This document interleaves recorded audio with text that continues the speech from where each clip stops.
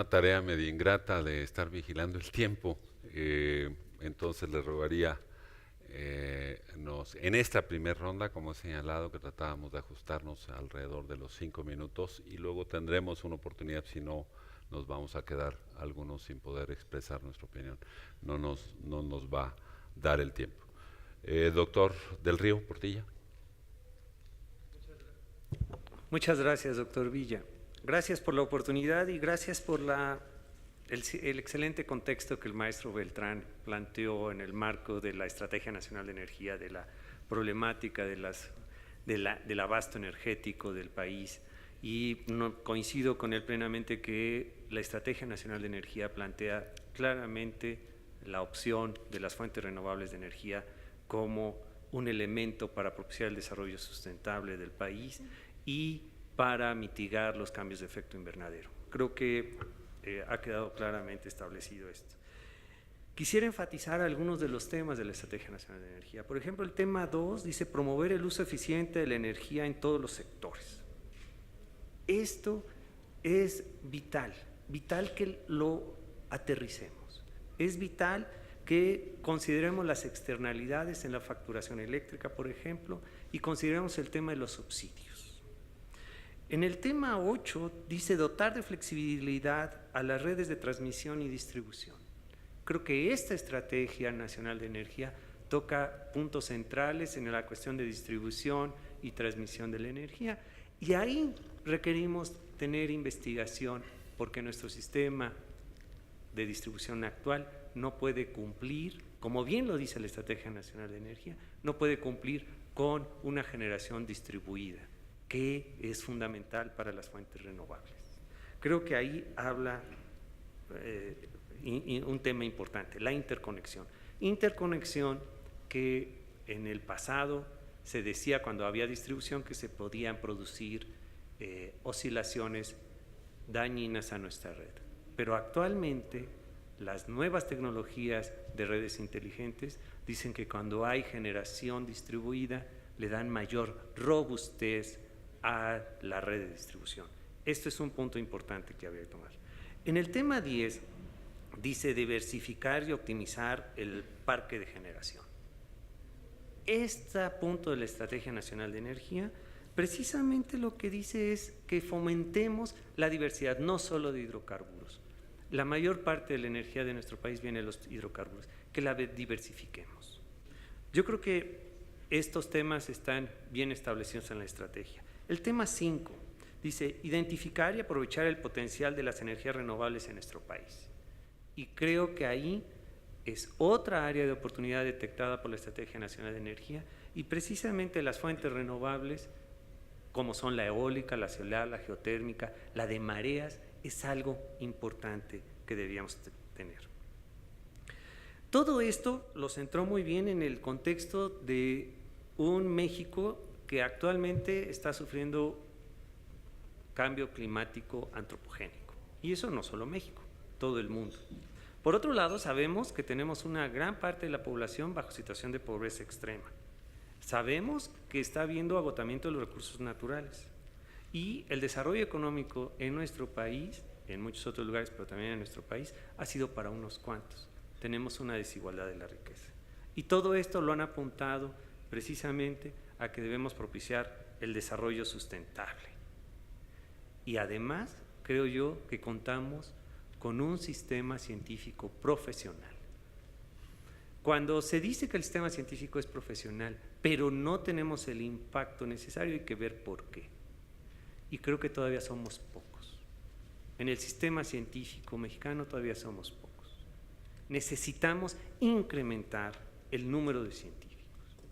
No nada más por incrementarlo, sino simplemente porque no percolamos. Estoy utilizando una frase que la mayoría de los científicos e ingenieros entienden perfectamente. No percolamos. Somos tan pocos que no podemos tener un impacto real en la sociedad. Por eso estoy totalmente de acuerdo en que necesitamos formación de recursos humanos, en particular en el área de fuentes renovables de energía. Pero esta formación de recursos humanos tiene que estar acoplada a una demanda del sector empresarial, del sector industrial, que precisamente demande nuevas formas de utilizar la energía, nuevas formas de producir la energía, y esto pudiera ser las fuentes renovables. En este sentido, estoy totalmente de acuerdo. Cuando digo un desarrollo sustentable, estoy hablando de un desarrollo que contemple al menos 3 ámbitos: el ámbito económico, el ámbito ambiental y el ámbito social. Y si nos ponemos algo más exquisitos para estructurar la interacción de estos ámbitos que pueden ser contradictorios, tendría que estar el ámbito institucional. Y el ámbito institucional son precisamente las leyes, son precisamente las instituciones que pueden dar interacción virtuosa a estos ámbitos que pudieran ser vistos como antagónicos. En este sentido, creo yo que la Estrategia Nacional de Energía apunta razonablemente, pero falta la implementación. Y nada más, como ya lo decía el doctor Villa, déjenme comentar que la reforma energética parece, al menos en sus primeros anuncios, la del Ejecutivo, olvida las fuentes renovables, que sí estaban bien mencionadas en la Estrategia Nacional de Energía. Solo le da un espacio decir que se promoverán. Estoy seguro que eso vendrán en las leyes secundarias, pero nosotros tenemos que adelantarnos y tenemos que empezar a trabajar en el marco de la Estrategia Nacional de Energía para fomentar las fuentes renovables. En el área de investigación, bueno, quiero comentar rápidamente que sí tenemos posibilidad de generar energía con las fuentes renovables. Y estoy hablando estrictamente de las renovables porque aquí hay otros colegas que van a hablar de hidrocarburos y yo no quiero quitarles ningún minuto de la palabra porque me voy a enfocar solo a las fuentes renovables. Tenemos capacidades de energía eólica, geotérmica y solar. Y eso ya se detectó, y el Fondo de Hidrocarburos precisamente lanzó la convocatoria para los centros mexicanos de innovación en energía, en las 3 energías fundamentales: solar, geotérmica y eólica. Y ahí hay un apoyo decisivo. Lo único que falta es ver los montos de ese apoyo decisivo. Y desde nuestro ámbito creemos que deben ser sustanciales para provocar un verdadero cambio. Y ese verdadero cambio está enfocado en la Estrategia Nacional de Energía, de la cual estoy en beneplácito con ella. De la fuente eólica podemos generar del orden más de 500 gigawatts con factores de planta superiores a los 20%. En el área de baja entalpía en las fuentes renovables de geotermia podemos generar más de 10,000 megawatts. En el área de solar tenemos un promedio muy interesante en todo el país de más de 5 kilowatts hora por metro cuadrado que podíamos implementar en todos los edificios posibles. El Estado, desde mi punto de vista, el gobierno debe demandar el uso de las fuentes renovables en los edificios, no tanto utilizar tierras destinadas a cultivo o a producción de otras cosas. En el área de biomasa tenemos todos los residuos imaginables que podamos tener: residuos agrícolas, residuos ganaderos, residuos urbanos, residuos industriales, residuos forestales, y todos ellos pueden ser usados para producir energía. Tenemos ahí un reto como país. El área de la hidráulica, ya lo mencionaron, tenemos en el área de microhidráulica para tener todos los ámbitos de la sociedad listos. Es decir, podríamos, en los escenarios de los compromisos que tenemos de las leyes actuales, podemos todavía ir más allá. Creo que tenemos la capacidad científica para generar las soluciones y la capacidad tecnológica existe. No es un problema de que tengamos que investigar cómo se usa la energía solar. Eso ya es un problema de ingeniería, donde estoy convencido que necesitamos preparar a la gente que pueda hacer la ingeniería de detalle, la ingeniería de implementación de estas soluciones de fuentes renovables. Ahí nos queda un tema importante. Quiero decirles que hice un rastreo de las publicaciones en el último año de las 3 revistas las más importantes en el ámbito científico: Nature, Science y PLOS ONE. En todas ellas había del orden de 100 artículos dedicados a las fuentes renovables de energía. Quiere decir que es un tema relativamente importante. En el último año, cerca de 100 artículos. Se está produciendo conocimiento. Cuando hago el análisis de todas las publicaciones científicas en el ámbito de las energías, excepto hidrocarburos, quité explícitamente el tema de hidrocarburos. Hay más de 10.500 artículos en el último año en la corriente principal de ciencia y tecnología. Y de esos tenemos casi 100 de nosotros, 100 de México.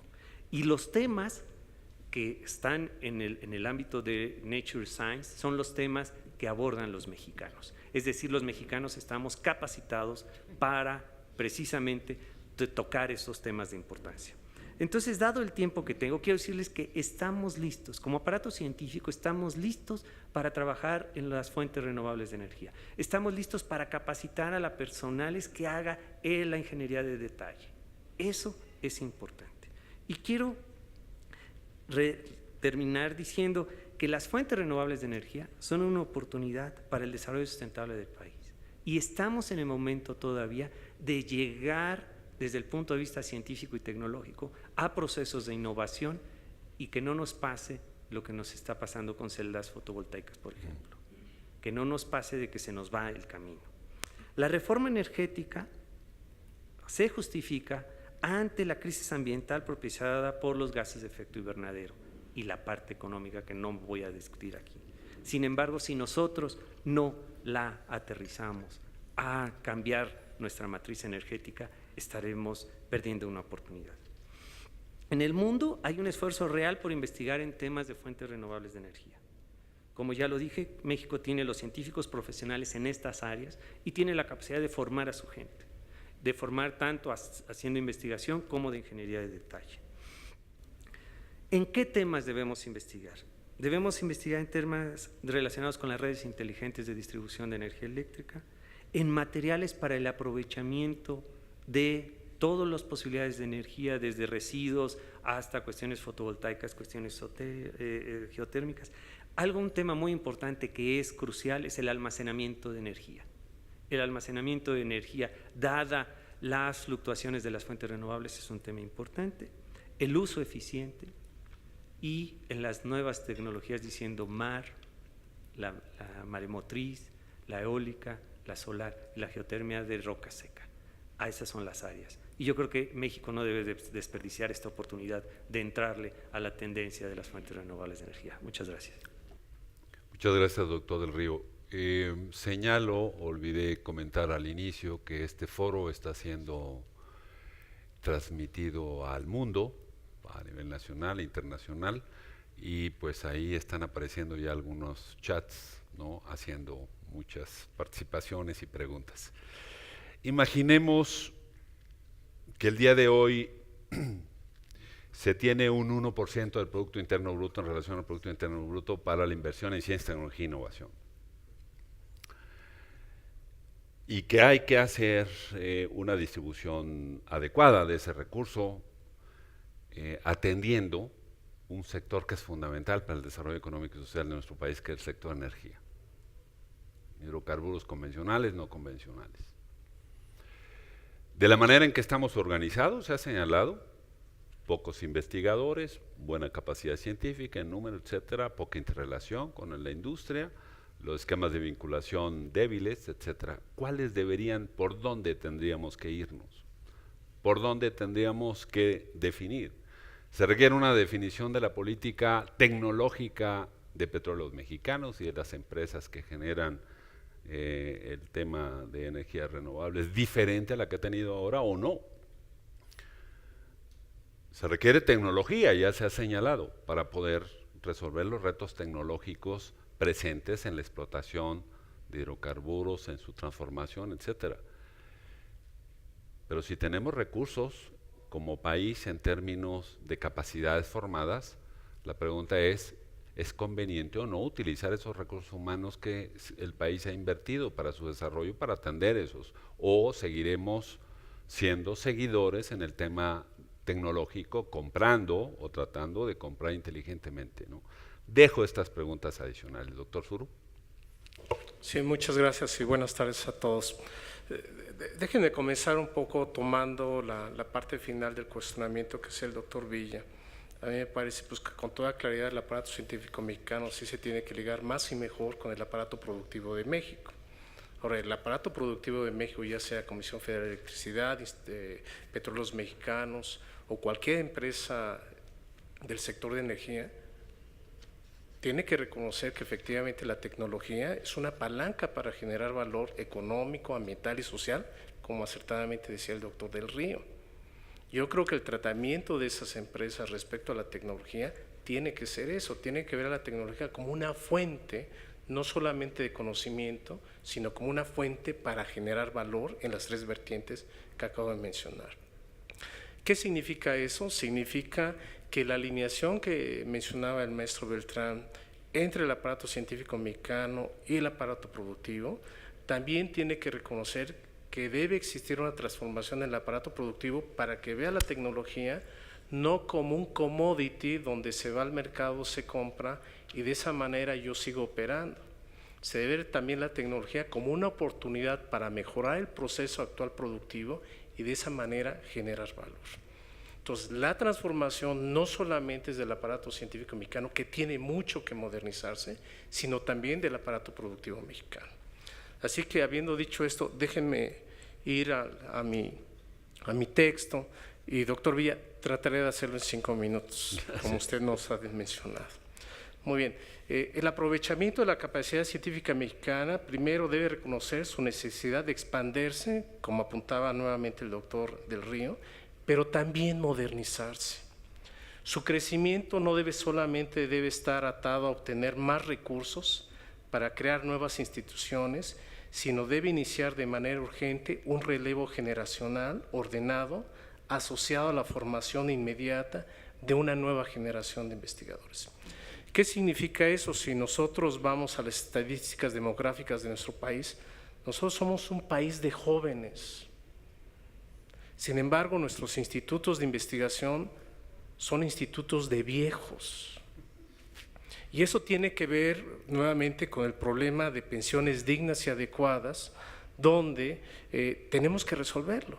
Y tenemos que resolverlo de manera clara y urgente. De otra manera, si queremos formar recursos humanos, si queremos mandarlos a las mejores universidades de México y del mundo, pero también tenemos que buscar los espacios para que estos jóvenes y talentosos investigadores convivan con los investigadores maduros de reconocida experiencia, pero con una combinación diferente a la actual que tenemos.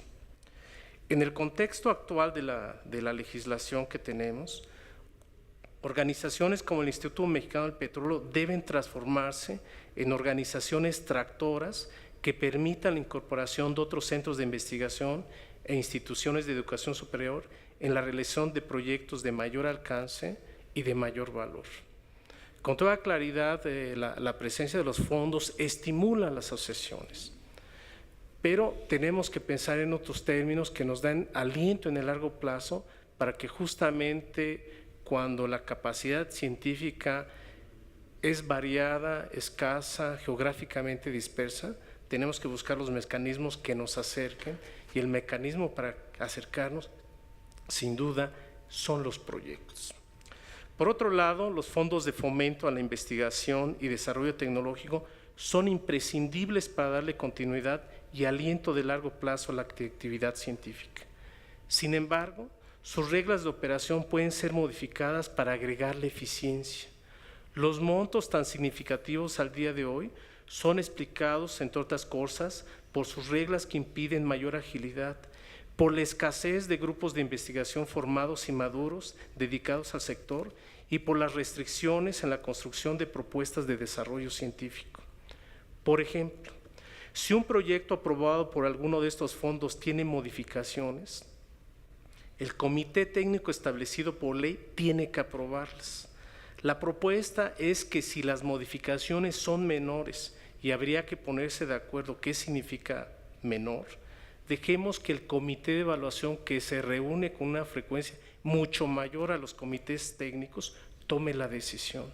Eso sin duda le daría una enorme agilidad. Por otro lado, debemos evolucionar las reglas para que la formación de recursos humanos a través de los fondos se incremente y tenga un alcance mucho mayor más allá del sector. Esto fortalecería la creación de nuevos grupos, pero abre la problemática, como ya mencionaba, de que las instituciones actuales tengamos la habilidad y la decisión para captar estos nuevos talentos sin aumentar nuestra nómina. También es cierto que en nuestras organizaciones tenemos tela de donde cortar. Los aparatos administrativos en los últimos 10, 15 años han crecido enormemente, afectando desde luego la posibilidad de captar nuevo talento científico simplemente porque el aparato administrativo es demasiado grande. Asimismo, las reglas de estos fondos no solamente deben permitir el equipamiento del laboratorio, podremos y debemos expandirlos a la obra civil para alojar ese equipamiento. Queremos centros de excelencia, no solamente hay que dedicar los fondos a comprar el espectógrafo de masas, sino también a construir el techo que va a alojar ese espectógrafo de masas. Creo que eso ayudaría muchísimo a detonar una actividad científica enorme en nuestro país. Estas medidas propuestas, me parece, sin duda pueden potenciar al sector en el corto, mediano y largo plazo y creo merecen ser discutidas. Asimismo, organizaciones como el IMP debemos trabajar en cadenas de valor integrados que vayan desde la creación, pasando por el escalamiento de las tecnologías y su oferta a un mercado más competido y con más participantes. Este esquema reconoce el viejo adagio, zapatero a tus zapatos, es decir, que el que investiga, investigue, que el que toma una creación la haga operacional y eficiente y que el que comercialice, venda. Ese es algo que nosotros no tenemos. Nuestros institutos de investigación somos muy buenos creando, pero no somos buenos escalando tecnología y mucho menos vendiéndolo. ¿Cuál es la alternativa a todo eso? La alternativa es lo que nos ofrece el marco legal de formar alianzas tecnológicas. Estas alianzas tecnológicas nos deben dar la posibilidad de construir lo que ya escalamos y de comercializarlo. Y la comercialización nos puede dar ingresos vía las regalías, vía las patentes, que incidentalmente el Pacto por México lo reconoce con toda claridad como un mecanismo de generar valor y de esta manera hacer crecer a nuestros institutos. Esta cadena de valor crea grupos de trabajo con perfiles específicos y apunta y precisa la labor de cada uno de nosotros a un objetivo común: optimizar nuestro sector a través de tecnología, agregando valor económico, social y ambiental a una industria que hoy no utiliza cabalmente nuestros talentos. Esta visión, me parece, es fortalecida con la figura, ya decía, de alianzas tecnológicas permitidas en nuestro marco normativo, donde todas las partes generen valor y donde el usuario final reciba tecnologías o conocimientos también para generar valor. En el caso del IMP, apuntamos en direcciones concretas a lo largo de toda la cadena de valor de la industria petrolera. Y déjenme poner algunos ejemplos. Por ejemplo, la parte de aguas arriba, sí tenemos que atender el problema de cómo incrementar el factor de recuperación a partir de procesos de recuperación mejorada. Pero los procesos de recuperación mejorada en el mundo, digamos en la década de los 70s y 80s, hablamos muchísimo. La verdad es que no hemos sido exitosos. Y no hemos sido exitosos por varias razones. Una, no hemos reconocido que solamente el problema no es disminuir la viscosidad del aceite, sino que también es modificar las condiciones de la roca almacén. Entonces, buena parte del problema que tenemos que abordar es un problema mucho más integral, que no signifique simplemente la inyección de fluidos, que signifique también la inyección de fluidos junto con componentes químicos que nos ayuden a todo este proceso que acabo de mencionar. También ya han mencionado la revolución tecnológica que fue iniciado probablemente hace 15 años, que corresponde al fracturamiento hidráulico en ambientes como son las lutitas.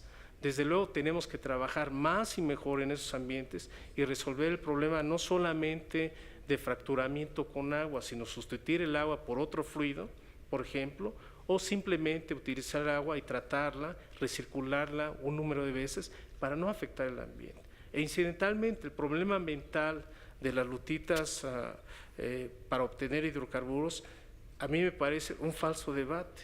Y es un falso debate donde básicamente la tecnología tiene un importante papel que jugar. ¿Queremos minimizar la huella ambiental? Estoy convencido que se puede. ¿Queremos minimizar o evitar el consumo de agua? Claro que se puede. Yo creo que aquí la comunidad científica mexicana tiene que aportar más y mejor a este debate con nuestros colegas ambientalistas y explicar con datos qué se puede hacer y qué no se puede hacer. Desde el punto de aguas profundas, sin duda es uno de los elementos donde nosotros como instituto llegamos tarde. La parte de aguas profundas es un tema que se ha desarrollado probablemente en los últimos 25 o 30 años, y lo que ahorita tenemos que hacer justamente ya lo que han comentado, ¿no? Asociarnos con alguien sobre temas muy particulares donde nosotros podamos desarrollar, por ejemplo, materiales para los risers, robots para la inspección, digamos, de los cabezales o de los equipos de procesamiento submarinos. Me parece que ahí grandemente podemos avanzar. Si nosotros vamos a la cadena de valor en aguas abajo, desde luego todos los procesos de transformación le preocupaban al doctor del Río los combustibles limpios, a nosotros también, pero la forma de atacarlo no solamente es hacer que nuestros motores sean más eficientes, es que el combustible sea limpio a través de la modificación de los procesos actuales que nos permitan retirar toda la mugre que no queremos respirar posteriormente. Y desde luego ahí tenemos que trabajar en catalizadores, incidentalmente un dato para ilustrar cómo ha evolucionado nuestro país y particularmente el Instituto Mexicano del Petróleo. Hace 20, 25 años el 85% de los catalizadores que se utilizaban en la industria de refinación en México eran patentados por el Instituto Mexicano del Petróleo. Hoy, 25 años después, es cero. Realmente tenemos mucho trabajo que hacer, tenemos que rehacer todas esas cadenas, pero realmente tenemos que ir al fondo de la cuestión e intentar abordar el asunto a través de un nuevo esquema. Desde el punto de vista de sistemas de transportes, trabajamos transportando crudos pesados y extrapesados, sabemos la complejidad que esto resulta y sin duda tenemos que apuntar también en esta dirección. Y finalmente la parte de cómo complementar la matriz energética de nuestro país. Claramente los hidrocarburos serán dominantes en los próximos 20 y 30 años, no tengo ninguna duda, pero desde luego su participación en esa matriz tiene que ir disminuyendo. Y una manera de disminuirlo es aprovechar lo que ofrece nuestro país en términos de la generación de biocombustibles. En ese tema hay que trabajar más y mejor, con grupos de trabajo que tengan ese largo aliento y ese largo plazo para dar resultados. Con esto terminaría, pero simplemente concluyendo en el sentido, creo firmemente que la tecnología sí ofrece un valor a la sociedad mexicana, que la Estrategia Nacional de Energía pone el marco, que el Pacto por México sin duda también da elementos muy importantes en esa dirección, y que de la manera en que como sociedad queremos transformarnos, los institutos de investigación también tenemos que hacerlos con nuevas maneras de hacer las cosas. Muchas gracias. Muchas gracias, doctor Zurdo. Estamos anotando todas algunas de las más importantes participaciones de nuestros amigos que están en el chat, y habrá algún momento donde pudiéramos abordar alguna de las preguntas que se están planteando.